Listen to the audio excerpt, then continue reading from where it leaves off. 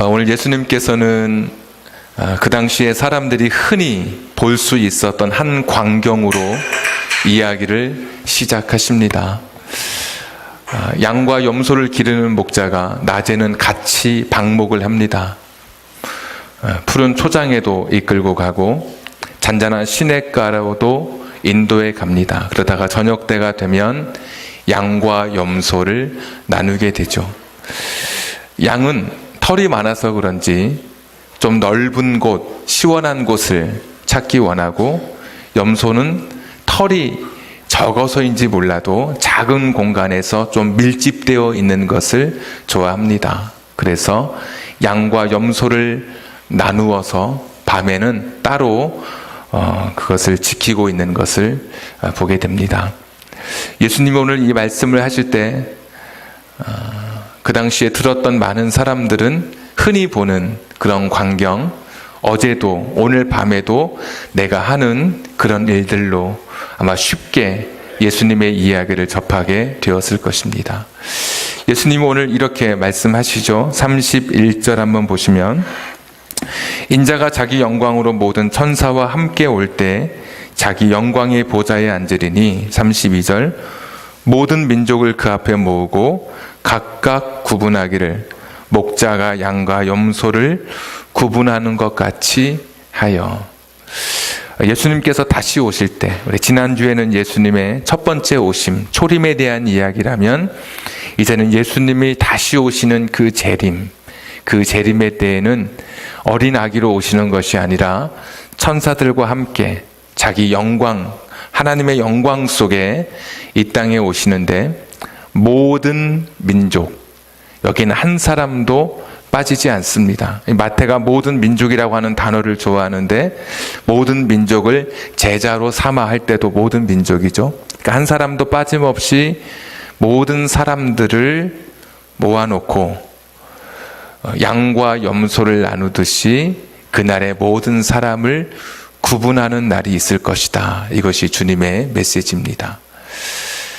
내가 너희를 그냥 두 부류로 나눌 거야, 이렇게 그냥 관념적인 이야기가 아니라 그들의 언어, 그들의 모습으로 너희들 밤이 되면 양과 염소를 나누듯이 내가 마지막 심판의 날에, 재림의 날에는 이 세상 모든 사람들, 모든 민족을 양과 염소로 나누듯이 나눌 거야.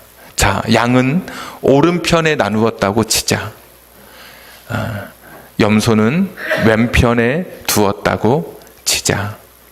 그런데 이 오른편과 왼편은, 이 나누어지는 이것은 중간 지대가 없이 오른편이든 왼편이든 딱 두 갈래의 선택의 길만 남아 있습니다. 그러니까 내가 원한다 그래서 다른 쪽으로 갈 수도 없고, 하나님의 아들 예수님께서 마지막 심판의 때 딱 정해주시는 대로 오른편 왼편으로 나누어지게 됩니다. 자, 오른편에 있는 사람들에게 뭐라고 말씀하십니까? 34절, 그때의 임금이 그 오른편에 있는 자들에게 이르시되, 내 아버지께 복받을 자들이여, 나와 창세로부터 너희를 위하여 예비된 나라를 상속받으라. 이 나라는 천국입니다. 눈치채셨겠지만 천국은 창세로부터 예비된 곳, 갑자기 급조해서 만들어진 나라가 아니죠. 창세 전부터 이미 하나님의 계획 속에 있었던 나라입니다. 이 나라를 너희를 위하여, 우리를 위하여 예비된 이 나라를 상속받으라. 상속. 얼마 전에 갈라디아서 4장 4절에서 7절의 말씀으로 하나님의 입양 이야기라는 제목으로 설교를 했던 적이 있습니다. 약간 기억나실 것입니다. 입양, 혈연 관계가 없는 사람들이 부모와 자식 간에 친자식과 친부모의 똑같은 권리를 행사할 수 있도록 맺어지는 그 법률적인 관계, 이것을 입양, 이렇게 불렀습니다. 때가 참에 가장 정확한 때에 하나님께서 그 아들을, 예수님을 율법 아래, 여자 아래 나게 하신 것은 율법 아래 있는 사람들을 속량하시기 위해서, 첫 번째였죠. 속량. 노예 시장에서 사람들이 노예로 살아가던 사람들을 구출해내는, 그러니까 죄의 노예로 살아가던 사람들을 구속하는 것이 첫 번째였고, 두 번째가 아들의 유업을 받게 한다. 그때 우리가 입양이라는 단어를 썼습니다. 우리가 하나님을 아버지로 보실 수 있는, 우리를 자녀 삼아 주시는 그런 은혜, 이것이 성탄의 두 은총이었죠. 오늘 상속이 그것입니다. 내가 하나님의 이제 진짜 자녀가 되어서 나의 나라가 아니었는데 하나님의 나라였는데 이제는 우리 아버지의 나라, 내 나라가 된 것입니다. 그래서 다시 34절에 보시면 내 아버지께 복받을 자들이여 나와 창세로부터 너희를 위하여 예비된 나라를 상속받으라. 상속받는 나라, 내 나라가 아닌데 우리 아버지 나라니까 이제 나의 나라가 되는 것입니다. 여기는 천국입니다. 그러니까 방향의 오른편이 아니라 하여튼 한쪽에 있는 사람들은 오늘 보니까 천국으로 가고, 또 다른 편, 하여튼 오늘 왼편이니까 왼편에 있는 사람들은 41절 한번 보겠습니다. 또 왼편에 있는 자들에게 이르시되 저주를 받은 자들아 나를 떠나 마귀와 그 사자들을 위하여 예비된 영원한 불에 들어가라. 이 나라는 지옥입니다. 이 지옥은 보니까 마귀와 그의 졸개들, 부하들을 위해서 마련된 곳.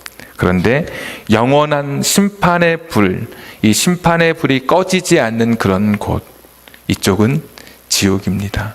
천국과 지옥으로 나뉘어지죠. 자, 46절 마지막 한 번 더 보겠습니다. 그들은 영벌에, 의인들은 영생에 들어가리라 하시니라. 그러니까 마지막 날 예수님께서 다시 오실 때 온 세상 모든 사람을 한 사람도 빠짐없이 죽음을 피할 수 없듯이 심판을 피할 수 없습니다. 궁금하시면 히브리서 9장 27절을 한번 찾아보시고, 그 누구도 피할 수 없는 이 심판의 때에 단 두 그룹으로만 나누는 겁니다. 오른쪽에 있는 한 그룹, 왼쪽에 있는 한 그룹. 한쪽은 창세로부터 예비된 그 하나님의 나라, 천국으로 가는 것이고, 또 한쪽은 마귀와 그 사자들을 위해서 마련된 영원한 심판이 있는, 꺼지지 않는 이 영벌로 들어가게 되는 것이죠.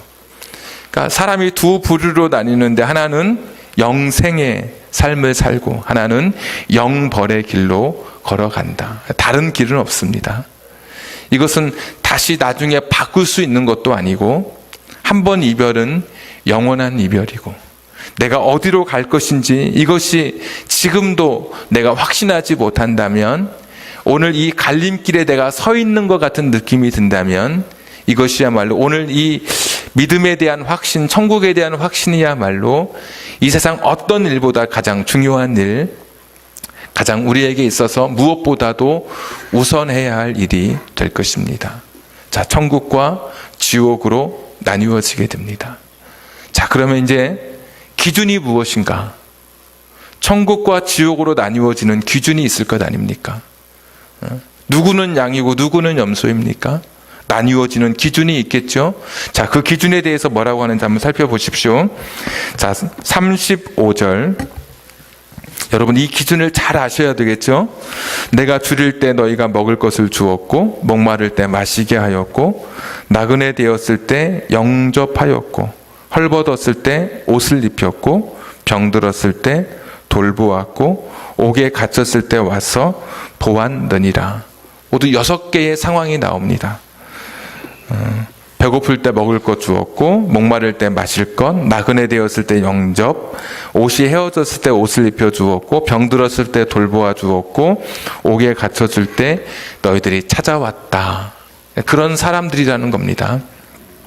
근데 이 사람들의 반응이 무엇이냐면, 저희가요? 이런 반응입니다. 언제요? 언제 우리가 주님을 먹이고 주님께 마실 것을 드리고 주님께 옷을 입혔습니까? 예수님 말씀하시기를 지극히 작은 자에게 한 것이 곧 내게 대하여 한 것이다. 40절에 기록되어 있죠. 지극히 작은 자에게 한 것이. 공동번역에 보면 지극히 작은 자를 보잘것 없는 사람, 이렇게 번역하고 있습니다. 그러니까 별 볼 일 없는 사람, 보잘것없는 사람에게 선행을 베풀고 구제하고 긍휼히 여기고 자비를 베푼 것이 곧 내게 대하여 한 것이다. 이것이 오른편에 있는 사람들이고, 저 지옥으로 가는 왼편에 있는 사람들은 예수님께서 말씀하십니다. 너희들은 내가 목마를 때 마실 것을 주지 않고 배고플 때 먹을 것을 주지 않고 나머지 이제 옥에 갇혔을 때, 헐벗었을 때, 이런 6가지의 의식주에 관련된 이야기를 하게 됩니다. 이때도 사람들이 저희가요? 언제요? 이렇게 묻습니다. 예수님께서 똑같이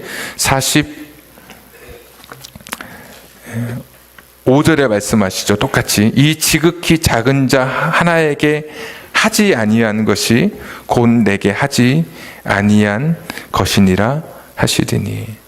그러니까 별 볼 일 없는 사람, 보잘것없는 사람에게 네가 베풀지 않았던 그 모든 너의 그런 삶의 그 행동은 곧 나에 대해서 하지 않은 것과 똑같은 것이다. 이렇게 말씀하시면서 오른편과 왼편으로 나누고 있습니다. 자, 이제 기준은 딱 정해졌습니다.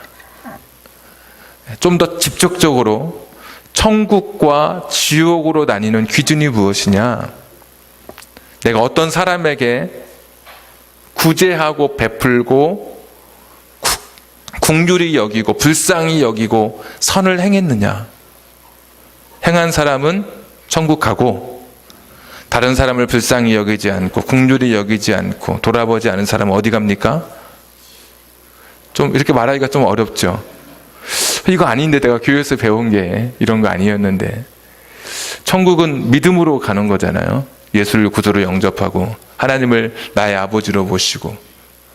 근데 제가 오늘 만약에 마태복음 25장을 읽지 않고 천국은 선행과 구제와 긍휼과 자비, 다른 사람을 어떻게 생각하느냐에 따라서 천국과 지옥으로 여러분의 인생은 나뉘어지게 될 것입니다. 그러면 아마 저는 바로 이단이 됐을 겁니다. 그렇죠? 오늘 예수님 말씀이니까, 제가 한 이야기가 아니라 예수님 말씀이니까. 그러면 하여튼 헷갈린단 말이죠. 천국은 믿음으로 가는 나라인데 돈으로 가지 못하고 인간의 선행으로 갈 수 없는 나라인 것은 배워서 알고 내가 알 것 같은데, 오늘 이 말씀은 도대체 무슨 말씀인가? 우리가 믿음에 대해서 너무 오해를 하고 있는 겁니다. 믿음은 하나님과의 관계에 있어서 그것만 관련된 것만 우리가 믿음이라고 생각을 하고 있어요. 근데 한 번도 성경은 믿음과 이 실천, 믿음과 삶을 구별한 적이 없습니다. 그러니까 우리가 믿는다고 하는 것은 하나님뿐만 아니라 사람, 타인까지도 같이 포함돼서 우리가 믿음의 영역 속에 넣어두어야 합니다. 한 율법사가 와서 예수님에게 물었습니다. 그 많은 계명 중에 613개의 계명이라고 그러죠. 248개의 계명과 365개의 그 많은 명령, 하라와 하지 말라는 명령. 그래서 뼈마디가 248개고 365일 동안 하나님 말씀을 새겨야 된다. 이렇게도 사람들이 해석해서 성경에 나와 있는 613개의 이 계명 중에 어떤 게 큽니까? 이렇게 물었습니다. 예수님 뭐라고 말씀하시죠? 첫째는 중간 생략하고 하나님 사랑. 네. 두 번째는 뭡니까? 이웃 사랑입니다. 네가 잘 믿는 건, 네가 하나님을 잘 신앙한다고 하는 거, 하나님을 잘 하나님 말씀에 순종한다고 하는 것은 하나님만 사랑하는 것, 이렇게 말씀하신 적이 없습니다. 이웃을 사랑하는 것까지 포함되어 있습니다. 자, 믿음은 무엇이냐? 관념이나 추상이나 이론이 아니죠. 믿음은 실제 삶에서 드러나는 행위입니다. 자주 예를 들지만 미국과 캐나다 사이에 나이아가라 폭포가 있습니다. 어떤 사람이 한 100여 년 전에 거기를 줄로 이렇게 한 줄 외줄타기를 해서 이 막대 하나 들고 거기를 건넜습니다. 갔더니 저쪽에서 이렇게 여권에 도장을 찍어줬대요. 입국하셨다고. 그런데 사람들이 엄청난 환호를 그리고 굉장한 그런 탄성을 지어냈겠죠. 그때 사람들이 말하기를 당신은 정말 우리가 생각하지도 못할 일을 해냈습니다. 근데 이 사람이 내가 반대로 다시 저 길을 건너갈 건데 여러분 중에 내가 누군가를 업고 갈 수 있다면 여러분 그것이 정말 가능하다고 생각하십니까? 내가 누군가를 업고 저 길을 건너갈 수 있다고 생각하십니까? 사람들이 다 당신은 충분히 그런 능력이 있다고, 충분히 그럴 만한 그런 실력을 갖추고 있다고, 안정적이라고 폼도. 그때 뭐라고 합니까 이 사람이? 그러면 내 등에 업히시오. 믿음이 있는 사람은 내 등에 업히시오. 업혔을까요? 업히지 않았죠. 이게 믿는 겁니까? 믿는 건 아니죠. 이 사람이 자기가 믿는 것처럼 잠시 생각했을 뿐이죠. 그러니까 진짜 믿는다고 하는 것은 삶으로 드러나게 되어 있습니다. 내가 하나님 믿어요. 하나님 믿으면 내 삶이 달라져야죠. 지나가는 사람하고 어깨 하나만 부딪혀도 내 삶에 진동이 있습니다. 그 내 육체에. 자전거랑 부딪히면 더 크게 아프죠. 자동차랑 부딪히면 내 온 몸 전체가 으스러지게 될 것입니다. 천지를 지으신 하나님, 우주보다 더 크신 하나님을 내가 만났단 말이죠. 그 크신 예수님과 내가 부딪혔단 말이죠. 근데 내 삶에 아무런 변화가 없다면 이것은 믿음이라고 하는 것에 대해서 내가 믿고 있는 것 같은 착각 속에 있는 겁니다. 진짜 믿으면 나이아가라 폭포 위에 그 사람의 어깨에 내 몸을 맡기고 저기까지 가는 것이 진짜 믿음인 것이고, 진짜 믿음이 아니었기 때문에, 온전히 믿는 것이 아니었기 때문에 가지 못하는 것처럼. 그러면 진짜 믿음은 무엇이냐? 하나님을 내가 제대로 신앙하고 나의 구주로 고백한다면 내 삶은 달라지게 되어 있는 것이죠. 하나님이 관심을 가지는 것, 하나님의 말씀에 귀를 기울이게 되는 것이죠. 가난한 자를 불쌍히 여기는 것은 여호와께 구워주는 것이니, 구워드리는 것이니 그의 선행을 그에게 갚아주시리라. 하나님 믿으면 이 말씀이 믿어져야죠. 구약 성경에도 고아와 과부와 객, 이방인들, 그들을 불쌍히 여겨라. 그런 말씀을 많이 들었단 말이죠.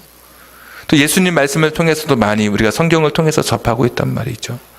그런데도 여전히 내가 내 자신만을 위해서 여전히 변화되지 않은 채 천국이 있다고 말하면서도 여전히 이 땅이 전부인 것처럼 살아가고 있다면 나는 제대로 믿는 것이 지금 아닌 것입니다. 그럼 오늘 이것은 무엇이냐? 오늘 말씀하시는 것은 진짜 네가 믿는다면 삶이 달라졌을 거 아니에요. 그러니까 예수님은 마지막 심판의 날에 우리가 믿는다고 하는 입술의 고백을 보시는 게 아니라 그 사람의 삶을 보시고 네가 믿는다고 하는 믿음이 있다는 것이 맞구나, 도장을 찍어주시는 거예요. 그 사람의 삶을 보시고, 야, 네가 하나님의 자녀라고 하는데, 네가 예수님을 구주로 영접했다고 하는데 네가 여전히 네가 네 인생의 주인이었구나, 너는 왼편이야, 이렇게 가르치는 거예요. 그래서 야고보 사도는 이걸 가르쳐서 야고보서 2장 17절 21절에도 보면 행함이 없는 믿음은 헛것이라, 그들이 또 행함이 없는 믿음은 죽은 믿음이라. 가짜라는 거예요. 가짜. 그러니까 그 나이아가라 폭포에 자기 몸을 던질 만한 믿음이 없다는 거예요. 그러니까 믿는다고 말하면서도 그 삶을 볼 때 그 사람은 믿는 것이 아니었다고 하는 것이죠. 오늘도 하나님께서는 우리의 믿음을 보실 때 목사로서 설교하는 것을 보시고, 야, 믿음 좋고, 새벽기도 나오는 것을 보시고 믿음 좋고, 헌금 많이 하는 것을 보시고 그 사람의 믿음이 성숙하다, 이렇게 판단하지 않으시는 거죠. 뭘 보십니까? 세상과의 관계, 그러니까 하나님과의 관계, 이것과 함께 이 세상 속에서의 내 삶을 보시고 타인과의 관계를 보시고 하나님이 오늘도 우리의 삶을 판단하시는 거예요. 믿음이 있는지. 오늘 왼편에 있는 사람들의 죄목, 좀 이렇게 써서 죄송하지만 죄의 제목이 무엇이냐면 이 사람들은 하지 않은 사람들입니다. 하지 않은 사람들. 영어를 써서 죄송합니다. sin of commission 이런 단어가 있습니다. 커미션, 우리가 뭐 주고받다 이런 말도 있는데 커미트에서 어떤 일을 뭐 하다, 뭐 저지르다 이런 뜻도 있거든요. 그러니까 어떤 죄가 있냐면 sin of commission, 무엇인가를 내가 해서 저지르는 죄가 있어요. 그런가 하면 앞에 C가 빠지면서 sin of omission도 있습니다. 무엇인가를 생략해서 하지 않아서 저지르는 죄도 있어요. 오늘 이들의 죄의 제목은 sin of omission입니다. 하지 않은 그런 죄입니다. 우리가 처음 예수 믿을 때는 이 적극적으로 죄를 지은 거에 대해서 회개를 많이 하죠. 하나님, 제가 이렇게 산 거 잘못했습니다. 이렇게 남 미워한 건, 누구 거 도적질한 건, 또 누구의 마음을 아프게 한 것, 막 이렇게 회개하잖아요. 그런데 하지 않은 것에 대해서는 우리가 별로 관심을 갖지 않아요. 살아가면서. 그래서 오늘의 말씀은 너 누구 것을 빼앗았느냐가 아니에요. 너 누구에게 선을 베풀었느냐 이렇게 묻고 있는 거예요. 그렇지 않았다면 너는 여전히 아직도 믿음의 그 깊은 성숙의 자리에 올라가지 못했다는 것을 말씀하고 계셔요. 너 누구에게 선을, 그러니까 너의 것을 나누어 주었느냐 이렇게 묻고 계신 거예요. 너 누구 것을 도적질을 했느냐 이렇게 물으시는 것이 아니라, 그렇게 물으시면서 이 대답에 확실하게 말할 수 없는 사람은 오늘 성경적 표현으로 왼편으로 가는 거예요. 왜? 아직 내가 진짜 믿음을 갖지 못한 것이기 때문에. 믿음은 삶으로 나타나는 거예요. 삶으로. 오늘 44절에 이렇게 돼 있죠. 왼편에 있는 사람들이 이렇게 말합니다. 그들도 대답하여 이르되 주여 우리가 어느 때에 주께서 줄이신 것이나 뭐라고 부릅니까? 주여, 우리가 언제 우리가 주님을 영접하지 않았습니까? 주여. 교회 다니는 사람들입니다. 주님을 주인이라고 부르는 그런 사람들이었습니다. 주님이라면 우리가 섬겼을 텐데, 주님이라면 구제하고, 주님이었다면 내가 사랑하고, 주님이었다면 더 많이 헌신했을 텐데 주님이 아니었지 않습니까? 이런 이야기죠. 주께서 이렇게 말씀하시잖아요. 보잘것없는 사람에게 한 것을 내가 기억하지. 그것이 내게 한 것이라고 자신과 동일시 하십니다. 하지 않은 일, 내가 지금도 하지 못하고 있는 일들에 대해서 오늘 주님은 그거 말씀하십니다. 그러면 우리 크리스천의 길, 진짜 믿음의 사람들이 걸어가는 그 길에 나타나는 것은 무엇입니까? 우리가 가는 곳에는 따뜻함이 묻어나겠죠. 우리 믿음의 사람들이 걸어가는 그 길에는 사람들의 위로와 소망이 넘쳐나겠죠. 추운 사람들이 온기를 느끼게 되고, 소외되고 절망 속에 있던 사람들이 힘을 얻게 되겠죠. 내가 누군가를 해하는 것이, 이것이 성경에서 금하고 있는 것만이 아니라 누군가를 적극적으로 선을 행하고 긍휼을 베풀고 구제하지 못하고 나누지 못하는 것, 이것까지도 이것이 마지막 날에 천국과 지옥의 기준이 될 것이라고 말씀하시는 오늘 충격적인 말씀입니다. 사실 그러니까 진짜 믿음이라는 게 뭔지 다시 돌아보게 하는 거예요. 우리는 초림과 재림 사이에 살아가고 있다 그러죠. 오늘 마태는 예수님의 말씀을 잊지 않고 기억하고 있어요. 마태복음 25장 첫 비유가 혼인잔치의 비유죠. 준비되지 못한 사람은 천국에 못 들어가. 이게 마태의 첫 번째 주님의 말씀 중에 기억하고 있었던 이야기고, 두 번째 이야기는 달란트 비유. 내게 준 것으로, 하나님이 내게 주신 것으로 충성하지 못하면 또 천국에 못 들어가. 세 번째는 뭡니까? 다른 사람에게 네가 믿는 사람으로서 그 믿음을 가지고 선행을 베풀지 않으면 너도 천국에 못 들어가. 이것이 오늘 주님의 충격적인 메시지입니다. 여러분, 오른편에 계십니까? 왼편에 계십니까? 어떤 한 성인에게 한 사람이 찾아와서 이렇게 물었습니다. 어떻게 하면 내가 하나님이 내게 주신 그 은혜를 내가 보답할 수 있을까요? 어떻게 하면 될까요? 그랬더니 그 성인이, 여기서 성인은 굉장히 깊은 신앙의 높은 성숙에 도달한 사람을 제가 의미하는 단어입니다. 그 성인이 하는 말이, 아무리 고해성사를 많이 해도 그것이 하나님께 받은 은혜를 보답하는 길이 아니야. 네가 아무리 교회를 크게 건축한다 할지라도 하나님은 천지에 계신 분인데 그것으로 하나님의 은혜를 보답할 수 없겠지. 네가 많은 헌금을 드린다고 해도 은과 금이 다 하나님 것인데 그것으로 하나님의 은혜를 보답할 수 있겠어? 네가 하나님의 은혜를 보답할 수 있는 길은 너처럼 보잘것없는 사람을 사랑해 주신 그 하나님의 그 은혜를 기억해서 볼품없는 사람, 보잘것없는, 오늘 말씀대로하면 작은 자, 그들에게 네가 받은 사랑을 그대로 너도 그들에게 베풀어 주는 것, 이것이 하나님께 받은 사랑을 갚아주는 것이야 라고 이야기했다고 합니다. 해수 그 염분이 3%라고 그러죠. 바다의 짠물 그 염수의 그 퍼센테이지가, 우리 기독교는 뭐 25% 했다가 제가 볼 때 한 10% 지금 떨어졌을 것입니다.